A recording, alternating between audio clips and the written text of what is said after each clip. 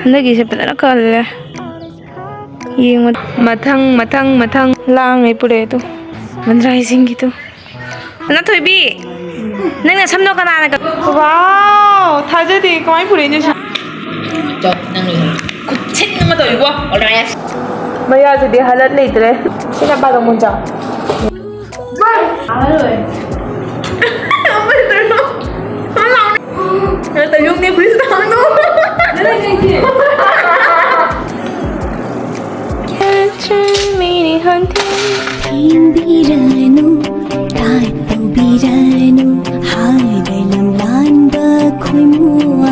Mishado, chana na pumunang lapang gale. Ching yung niya kalsa mi pupuna pirami siya. Nang niya ching to kayo tawuran wali. Tu yung niya. Pik ko tali niya. Pura lai kangra. Kujama mo ni ching siya. Kaya ko iya ko ching do. Ching ka ti mga niya ero siya. Siya siwa na hapa si gamba. Jami. Lagi ka pura lara ti si gamba lai. Kaya tes patan. Nahan kentong mo. Lagi ka pura ti do na hala. Tes pata ko yun.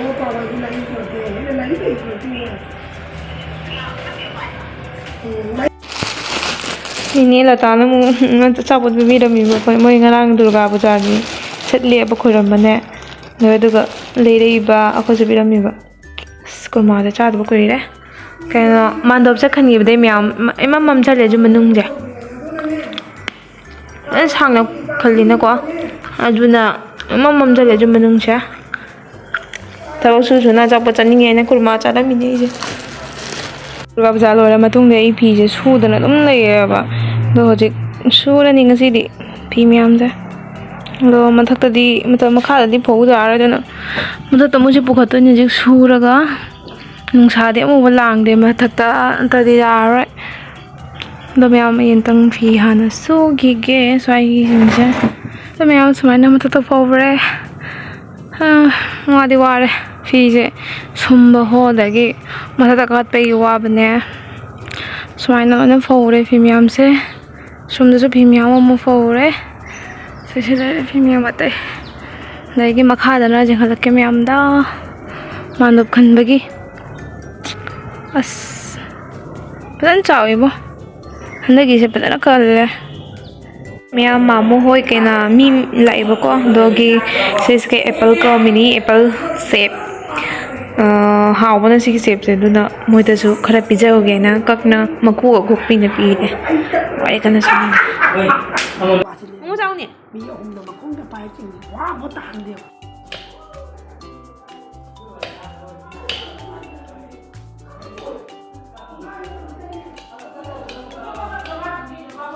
Mẹ mấy cái chuyện này là chuyện nào đấy không đấy? Ô tô ngã cái mùa cái tiền hậu cái đấy cái mẹ anh bảo cái tàu ra cái mít pin mà tàu cái tàu nhà bảo. Tôi nhìn tiền hậu cái mìnhดูcái chuyện nào cái không đấy tàu cái mít cái đồ mẹ mình ta. Chăm thùng nha ba. Squash này khamin simbi này alu này tàu ra thùng cái gì? Cái nó chú khá giàu ấy nè. Cái hầm nó. Mana tabi tu kalau jauh. Moi wadi selu ram diri tabi je. Ima pan gi view jang halak ke. Ngasi ne me am pan da ahoi gi kano batin gi kara korpu ke kara loi lo thoe ba se cham na bjan tam me tu. Korpu me am jong ne campus ra. Mathang. Osi su wadli ko.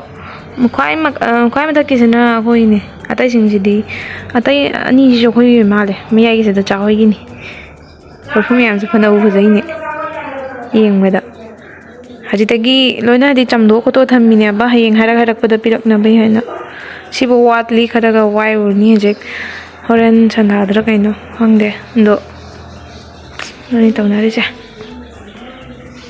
ai iru tho bai masam ken taw dri kang han dri kari male Zadra. Ano ba zai ne ko tin je khan gib dai. Ai masam je kang han mai matam sang dar mai dum kisan le chak nung tong ba la. Mo ha ni ki ra ga na. Ma mai bo e jing mai matam sang de. Masih aja mau wari sebenarnya. Ini mama nak baca ini baca lagi. Kang salah.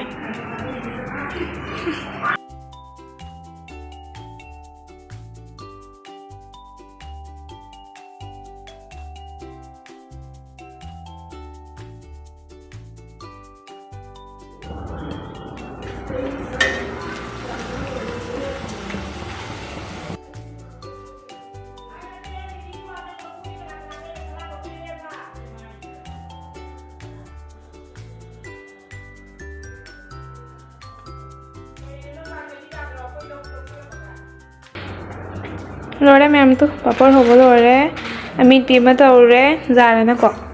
Tadi le amit pi do, doigi papar mata ore, ara. Hojik caksa ni ma'am baro ta selak to re ba. Cakta na mi muta ore ge, cak thi kala ke sing. Kande. Mamu ko pana la ko to sei siga. Lang ai pure tu. Đây xong đã na bandragi isingi bandra isingi tu right ani lei bud na dum zara dra na mong ma taw dum oi ye ko do na ni se sai ju chak thi be to salam me cha ni me chak cha ji to cha man thau di na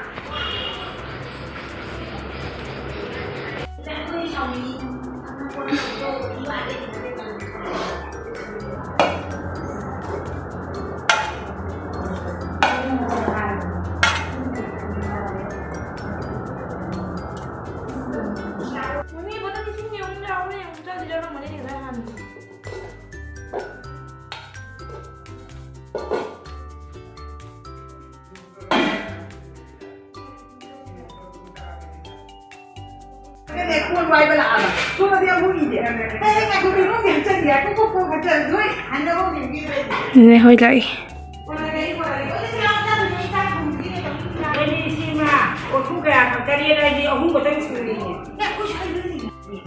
Sana thôi bi, nang na samno kana na kapi di no?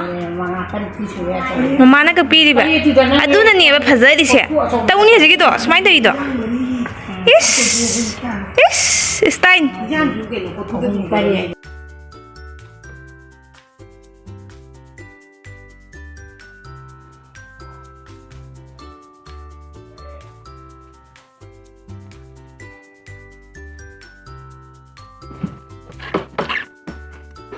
Maningna dai se koi Rojini makhong ma uri se uri bata se kuna jega Rojini tumni dai se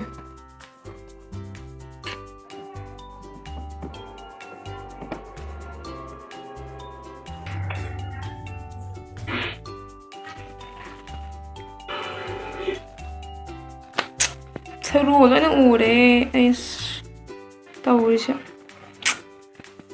달리고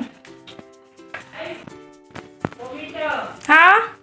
Chị về xin cùng lao đi. Ai chị về xin à? Chả nào tông đi.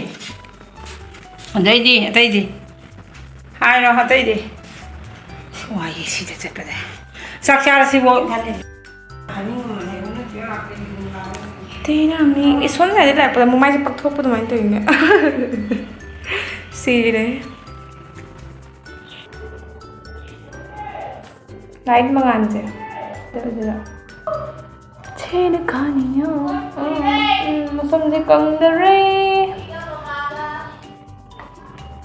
참자가 만나 보고 나오래 건가데. 뭐 사서 좀 빠선 기도 그래. 서루나 서로래 가렌 조작하래.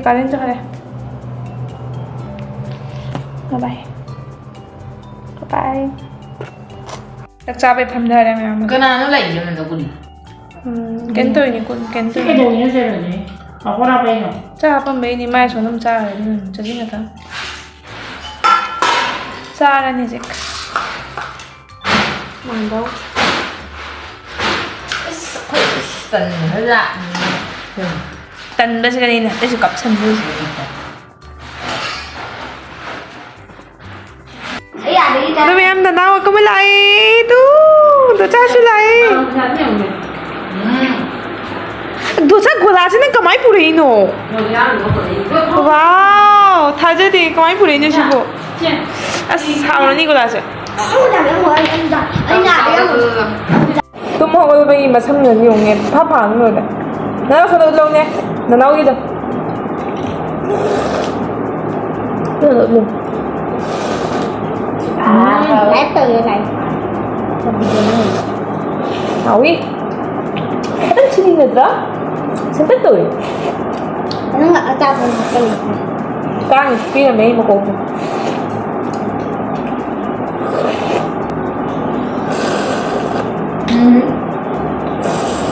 cả đêm này gầy có sợ Sao ấy? xa rồi Mà trên gì rất ngon nhỉ? chín người.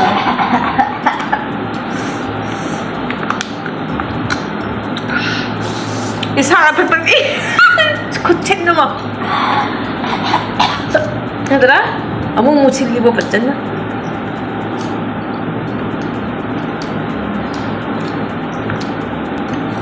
làm một chỉ tầm दांत का हालत नहीं है भाई.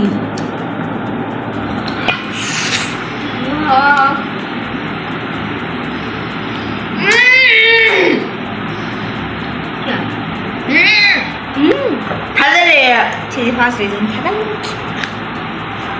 니가 누 지질 때 도게.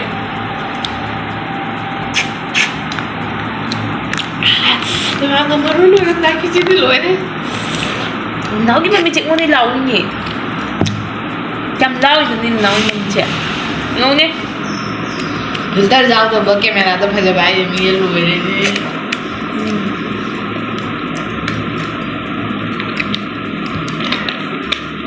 저 năng 고친놈아 더 이거. Ores. 고친놈이네 고친놈아. Ma'am तो जाना तेरो मजा पड़े तेरो मजा जो लगे मैं आज दे हालत नहीं इतरे लगे tiêu người ta là जी मतलब ये कोई भी ना दो रहे sao ra nhưng mà ngắm từ sang với mà tịch khôi sao ra nhưng mà cứ cái thơm mà ấm vào cái thơm tre có thơm rột liền thơm rột chả mất cấp ấy thì không phải đấy chi sao gì còn đâu một gia đình chắc là muốn nó bà làm nào lại thằng không cho mình biết rồi là không đã ừ nè ừ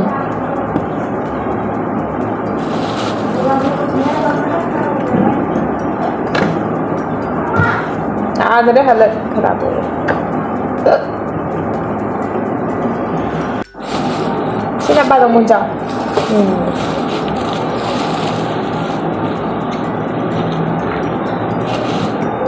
Wow! Saan ako? Sisipin ka. Jadi उसका बड़ा मजा ना कुछ खाने में 50 rupees kilo siya po. 20 Macam ni. nasa ano? बड़ा मजा ना कुछ खाने what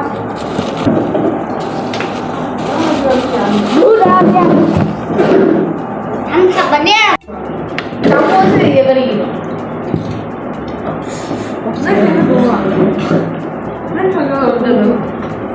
Ano? Nói đây hầu rồi chán.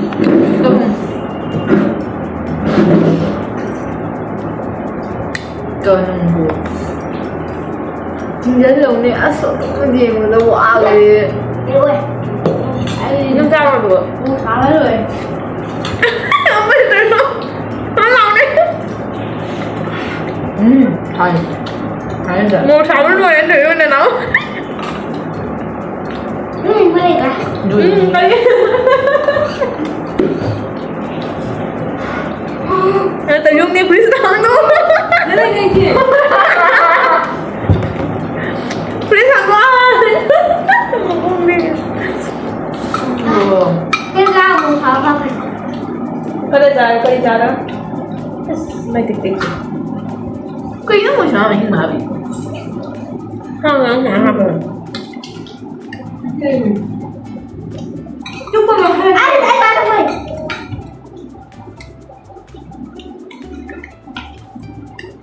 Ay gan ay mo din. Ano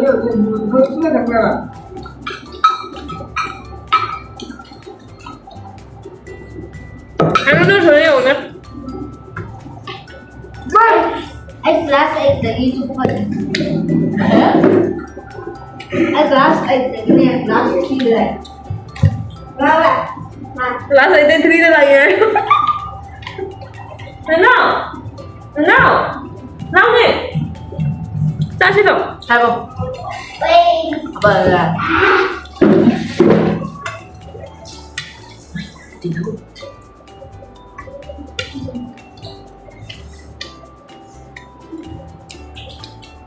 Hello, ganda nga po mo. Hello! Hello, ni! Ni buha pa naman doon. Ano?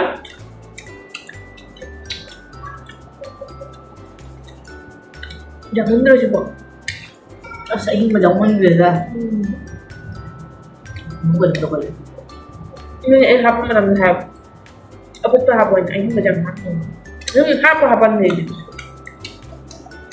Nagloon! Yung abot pa daw.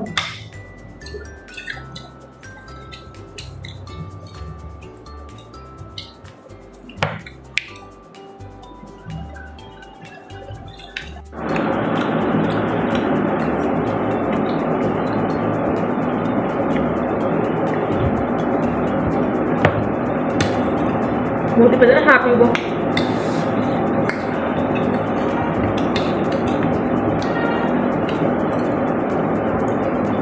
Wala naman yung pila ba? Wah!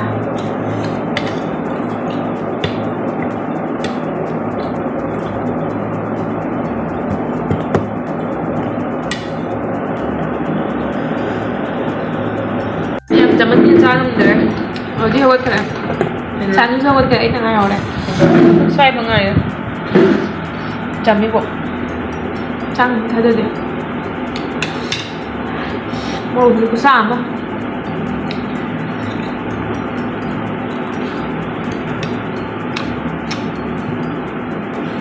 Phải.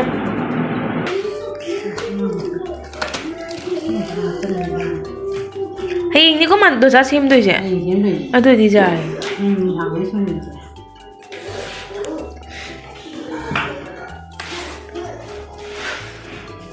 Sebenarnya dah pergi kira. Hoi ni dah pergi jangan nak iseng jangan mini kasi imun mun liru mini nya. Hah? Ay ni hang doi tu ja. Dunia itu. Nangdangi miyam tu tharoi do chaman do na kak na lore. Soida. Chaman be ni. Tharoi phut pa lore miyam. Sere alu su phut le ba tharoi ko na na do hoje khang thangat khare. Keno se ngau na bagi tharoi se. Tharoi sen tak ngau hi ge do ra ga mu irolani dai sok to ni. Miyam iromba loire se leire otonga ga moroka moren pang loi hape ba ko da hajik tharai se mu hapani khang su thangat kre thau do ra khang se khara jing ya dre khang ke jing ha roi ke nung thang goi bani ne pura mam me ba do hajik tharu miyam se loi na hap chalani chil mini hunting on Mr. King चिड़िया कमर बंद है मुझ पर चिड़िया कमर ठीक store बजना